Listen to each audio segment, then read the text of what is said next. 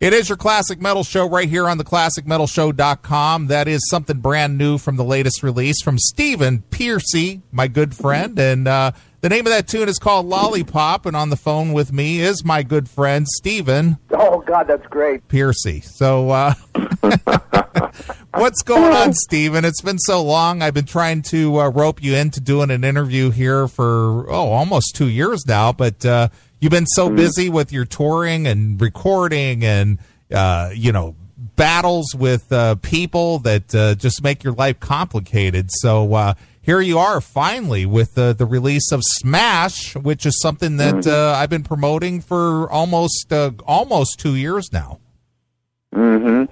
Yeah, what started out as Sucker Punch turned into Smash due to I Can't Take It, and then I scrubbed that whole process and got involved with Frontiers and just started from scratch. Hence, Lollipop. Huh? Okay. Well, the reason I played that is because I like the tip of the hat to Van Halen. Yeah. Huh. Yeah. There's that's probably the only fun song on that on the record there. Everything else is pretty, there's some deep stuff in there. It's not your average record from me. I'm glad there's a lyric sheet in there because I'm talking about a lot of heavy shit in there. Well, I noticed that you kind of, focused in on, trials and tribulations such as addictions and maybe relationships gone bad or just twisted things in general. And I think it's probably one of the most introspective CDs you've ever done. I mean, because a lot of your material, be it in Ratt or Vicious Delight or Arcade, they've all been kind of fun, up-tempo, sex, drugs, rock and roll, the 3 Ps, if you will. And, here you are, maybe looking back on your life and career a little bit and kind of sharing with the fans. Yeah, well, the one thing with Smash is it's not necessarily relation-oriented or even sort of, kind of a thing. It's pretty much interstellar, earthly underworld, light in the dark, and there's some heavy stuff in there. I wrote a song for my daughter, Rain, but I talk about some things in there that are pretty interesting, without preaching anything. They'd have to just get the lyric sheet, figure it out, but there is a beginning, middle, and an end with Summer's End. And we're happy with it. It took a long time, and we were very meticulous, and we wanted it to be very diverse, and I think we accomplished it. Absolutely. Well, I've had it for about a week now, and I've probably listened to it 10 times easily. And I've been picking out all kinds of elements here, and being a guy that was brought up in the late 60s into the 70s when hard rock, classic rock was dominating the airwaves. I mean, it's hard not to recognize a lot of the influences there. I hear a lot of Zeppelin in there, a lot of Zeppelin. Well, I'm a Zepp fan, of course, and it was a deliberate thing. It's Eric, my lead guitar player. He'd throw me these riffs, and I'd say, "Hey, wait, hang on here. Let me get into this." Songs didn't make it, but the ones I liked obviously did.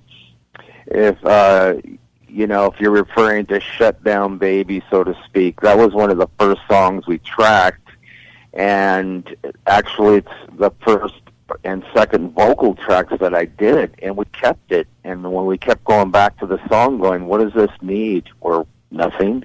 That's it. It was very simple, and I pretty much just went with it. There is a little story in there. the Stairway to Heaven, the circles, the crop circles, you may see it as, they take you way up there, and there is some insight to some things in there. Maybe that's my channeling plant and the Celticism there or something. And then the other song, I guess, would be What Do You Think Went Wrong? That can be considered, per se a relationship, not necessarily mine. I don't write about my stuff all the time unless I'm pissed. Or they could buy your book. yeah, so to speak. But there's some good I must have wrote and rewritten and written lyrics over and over for this, and I had just in every format you could think of, Yeah, I hear you. Well, I was listening through and, jotted down a little bit, a few notes here. Obviously, the lead off track, I Know I'm Crazy. It kind of starts off with like a Zeppelin in the Evening type feel. Mm-hmm. And then you mentioned some Stairway to Heaven. It's kind of got the middle breakdown, in that a little bit. Right. And I don't know. It's just a really unique listen because, it's not boring, not that I expected it to be, but it's a solid disc. And, not just because I consider you a friend or because I have you on the show, but we do a top 10 CD countdown at the end of the year every year. And I guarantee you that this will be in my top 10. I don't even know what's coming out the rest of the year, but I've enjoyed this so much, it's going to be in the top 10, I guarantee it. Well, appreciate it. Yeah, there's, I like I said, I'm a fan of, like, Blue Oyster Cult, Zeppelin, Aerosmith, Sabbath, and then what I do, and I think I just tried to, I just wanted to do something that was way different, light and the dark, the ebb and the flow, the good and bad. What you think is light is actually dark, and actually one song in there, let's see, I call it the cowboy song. What is that? Top of my head. You would need an old Western dictionary to figure out what I'm saying in there, because those are all old Western lingo. Sure. I forget what song that is. I don't know. I can't think of it. Well, the lyric sheet comes with the CD, so you'll figure it out once you get it. Mm-hmm. Yeah, and it's the second record I've done that too, and I'm not going to do it again. And I'm glad I did on this, because I want people to understand some of the stuff I'm saying. I love it when people can't figure out my lyrics. To this day, they always screw them up. So I say, yeah, just go for it, whatever. That's what I mean. Sure, And even that guy singing my stuff now, he's got all the lyrics wrong. It's like, dude, learn the songs before you sing it, would you? Well, I'm going to get to that in a bit, and I'm definitely not going to dwell on that because I'm so stoked about this. Please no. I'm not going to do that because you've already said enough. I've read all the press and blabbermouth and stuff, and it's just like I don't want to rehash what everybody else has asked and talked about. But and this is about your solo release and all that kind of good stuff, and of course we're always behind that. But tell me a little bit about the recording process with this disc, because it seems like I don't know, like some of the stuff you've done before seems like it was, I don't know, very bare bones, but this production on this seems like it's very lush. I don't even know if that's the right word, but you've added a lot of elements to the production on this, and it's just a very solid sounding disc. It doesn't have that like thrashy, punky sound where they're very minimalist in the production value. So this sounds like this was a lot of time taken with this. Yeah, that intoxicated sound, you mean? Yeah, exactly. Well, look, it's like sometimes I just get a yen to go, I'm making a record, and I'll just go make it, just because I can, and I write music all the time. and maybe you get a couple good songs out of it. But I do try, and I have tried, and I've made good records. But on this particular record, it was a sobering experience, obviously. And, you know, granted, I've made records on the ground, on the floor, with somebody on the floor with me, and then I've made them standing up. Well, this is one of those stand-up ones.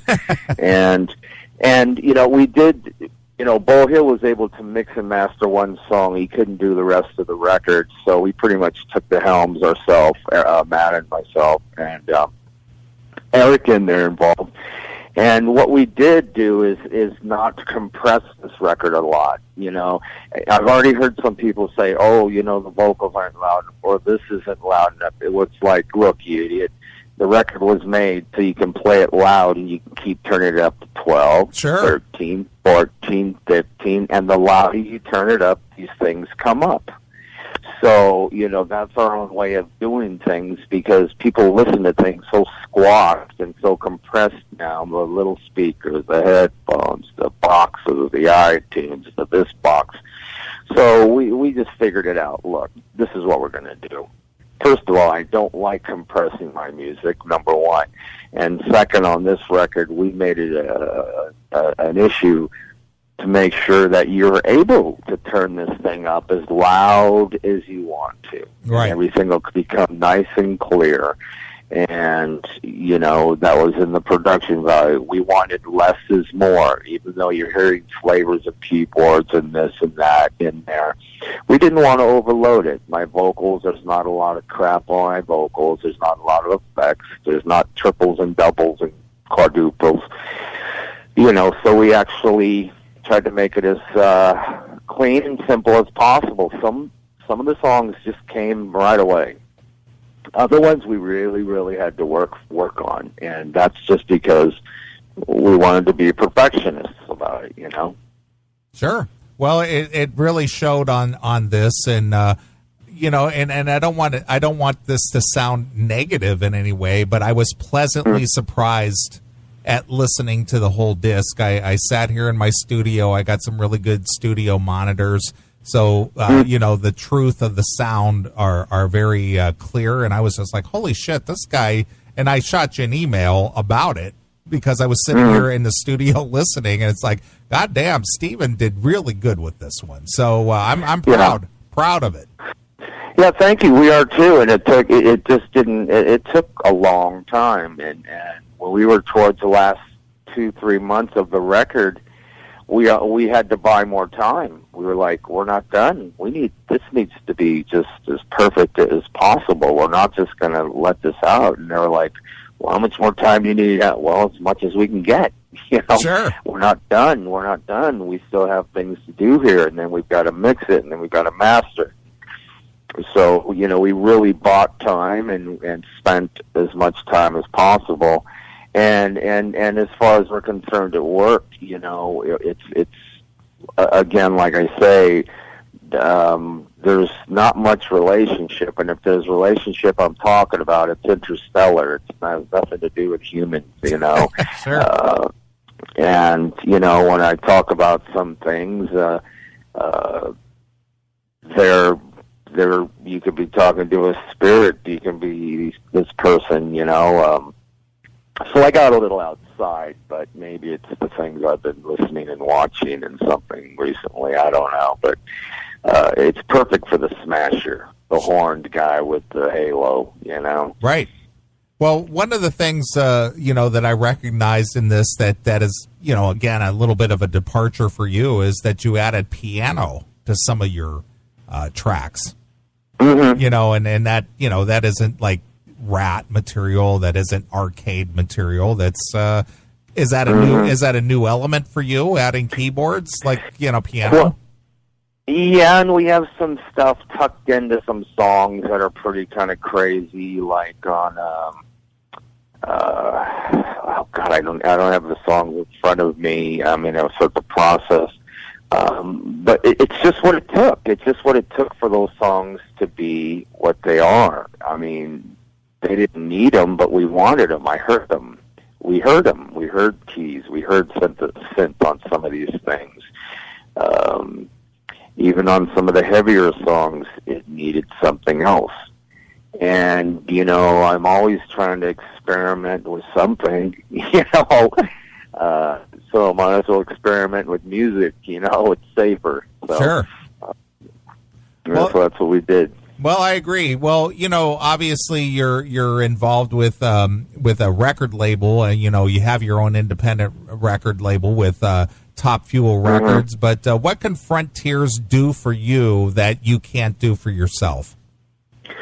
Well, I licensed the record to them, and what to babysit your record nowadays is, which I have to do to mine still, and my publisher. So I figured, they've got a lot of good bands there. I've known them for a long time, and Schulman, who kind of instigated the relation again. And I thought, well, why not? I'm not asking for a fortune. I know what I could do records for. I just don't want to owe or be in the hole, and I can do what I do. And we did it, and I was very happy. I mean, it has great distribution here through Universal, Japan, King. I mean, as long as it's a great home, people will hear it, and that's all I was concerned about, is who's going to put it out here, who's going to put it out there, and let's go. As long as I control it at the end of the day and it comes back to me, it's all I'm happy about. Sure, absolutely. Well, now that you have a stellar solo release and things in the Ratt camp have been heating up, what is the plan for you to promote this CD? Are you planning on doing some solo dates, or are you just going to let the CD speak for itself, or what is the plan? The plan is to go out in February. I already have a bunch of shows ready to go up until July. In between there are some Ratt shows, Rocklahoma. We headline M3, and then there's another show we do on the 11th of February, just to get our feet wet in the Ratt camp. But the Smash tour, we're going to just have at it until probably mid-summer. And if anything else comes up with doing, we'll do it in support of the record. It's very important that we support this record and play it live. We'll be playing songs from it live, at least 4 songs.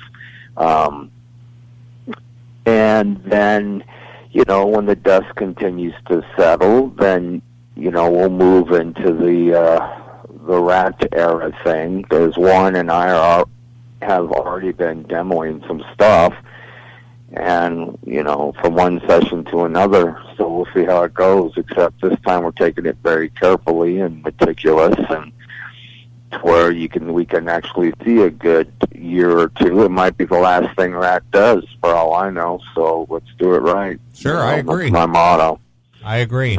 Well, I got to hang out with you a little bit a couple of years ago when you opened up for Van Halen in Wisconsin at the Rock USA, and we hung out a little bit, and you guys were on fire then, and when all the bullshit happened within the Ratt camp, and I was actually kind of sad about that, because I really enjoyed the shows that you guys put on, but I'm again kind of happy that things are kind of moving in a very positive direction, and you've recaptured what really belongs to you, in my opinion, and I know a lot of fans agree to that, because you as the founding member of Mickey Ratt, which obviously turned into Ratt, you are the rightful owner of that, and there is no disputing that one way or the other.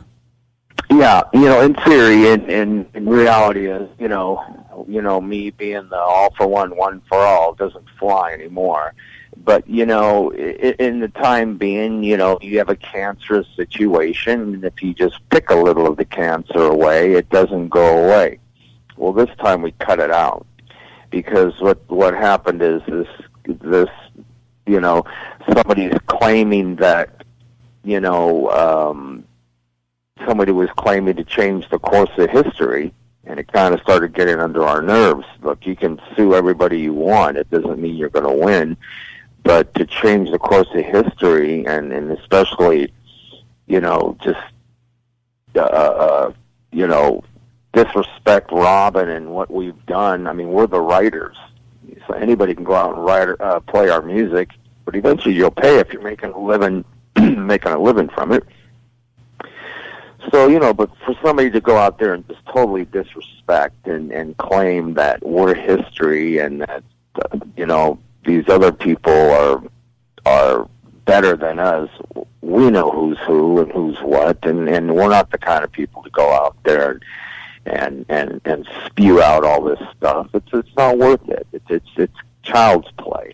You know, it's not like, this isn't the Hitler world of speaking. You know, you tell the people enough and they believe it. Our audience is not stupid. They've been with us for years, so it's kind of humiliating to them. So, as you say, you know, the proof is where it's at, but don't take my music and take claim over it. We're the ones who write it, and we're the ones who sweated for it. Sure. You know, a lot of things could have gotten a lot worse, and thank God we're a little more patient, or I am, or, you know, there'd be a bunch of heads rolling. Sure.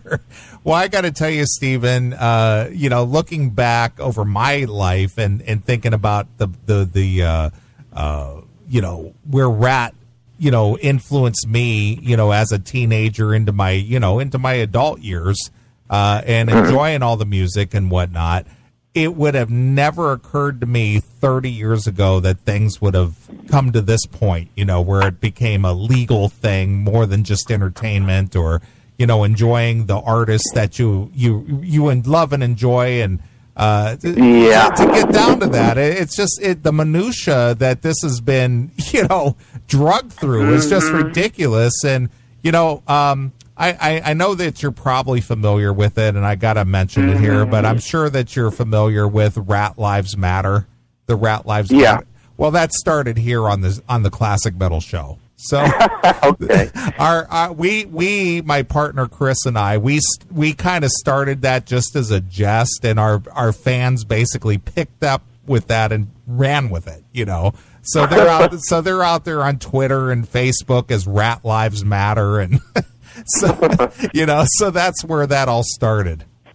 Yeah, well, you know, unfortunately, you know, you get success, you know, and it breeds excess, and then excess breeds, you know, monster, you know, and once again, like I say, it's those who do nothing that tend to want to come out and claim everything, and, you know, when you're the ones doing all the work, and that's the worst thing, so that's the disrespect. And then I found something very funny and just even more disrespectful is giving somebody platinum albums for what? Yeah. For playing in a cover band? Shit. You know, everybody should join a cover band and get a Ratt platinum album. Sure, you know? Absolutely. Well, why not? Well, you mentioned, you know, another guy singing your songs, and after this question, I'm not going to get into this anymore. But learn the fucking lyrics. Well, what's really funny and what I found kind of creepy is this guy actually steals your actual stage moves. You have this one move where you kind of tuck your right arm behind your back and raise your left arm over your head and kind of jump up and down. This guy does the same thing, and he wears your stage clothes too. Well, yeah, that's real identifiable. He might have. Well, maybe you should have joined a Kiss band and wear the full makeup. You know? So when I saw that, I was just like, this is kind of creepy, because Steven is out there still performing. He's alive and well, and this guy is like doing his stage moves and doing his... You know, I find a lot of that stuff really scary and creepy. It is creepy. Without getting into it, you know, the whole thing of what's going on there, it's like... it's just I don't even want to dwell on or talk about just the whole thing. I mean, of course you have to look. I mean, I have to look. It's like looking at an accident. Usually I'd go, wow, how cool. This time I just go, I don't want to look at that wreck. Yeah. Look at these dead bodies, you know? Because to me, that's what it's like, looking at a bunch of dead bodies, you know? Well, Stephen, again, I won't dwell on the Ratt thing, but it's been well publicized out there, and it's just an ongoing thing. But I am going to come to M3. I will be there at M3, and I want to come back and hang out with you a little bit. But drink some cheap whiskey? No. we could have some iced tea this time around, my friend. That's okay, my friend. But, the thing is, getting back, I'm very pleased with this new release, this Smash, which is coming out on Frontiers Records. It's such a solid disc, and the more that I listen to it, the more I discover with it. And it's new, but it sounds familiar at the same time. Thank you.